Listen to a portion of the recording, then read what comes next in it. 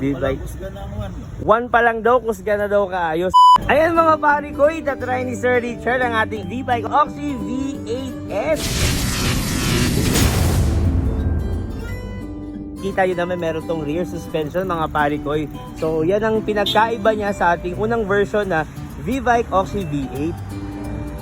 Merong rear suspension, then same siya with the previous version natin na naka 15 AH and 48 volts. Kaya itong takbo more or less 45 to 65 kilometers per full charge. Ayan.